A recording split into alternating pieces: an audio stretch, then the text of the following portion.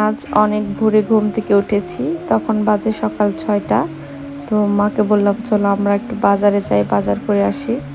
তো এই যে বেরিয়ে পড়লাম ঘুম থেকে উঠেই বাজারের উদ্দেশ্যে।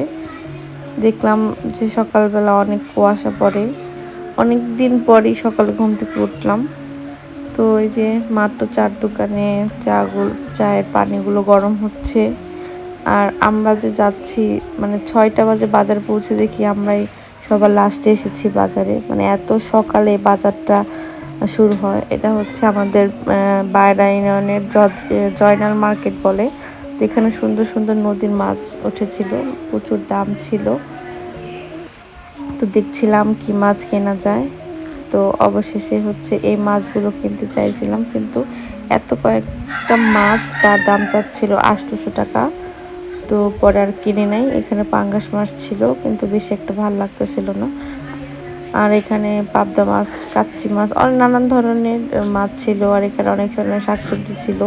আসলে এত মানুষের মধ্যে ভিডিও করতেও কেমন যেন একটু আনিজি আনিজি লাগে। যাই হোক, তারপরে এখান থেকে কলমি শাক নিয়েছিলাম আর হচ্ছে বাটা মাছ কিনেছিলাম, ওটার ভিডিও করা হয়নি।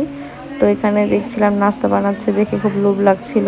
তো এখান থেকে 2টা পরোটা কিনে আর ডাল সাথে ফ্রি ছিল, পরোটার সাথে ডাল ফ্রি। ছোটোবেলায় যখন আমি স্কুলে পড়তাম টিফিনে এই ডাল আর পরোটাই খেতাম। তো সেই কথা মনে পড়ে গেল। তো মাকে বললাম তাহলে আমি একটা ডাল আর পরোটা আজকে নিয়ে যাই। তো অবশেষে এইখানে থেকে আমরা ডাল আর রুটি নিয়ে গেলাম।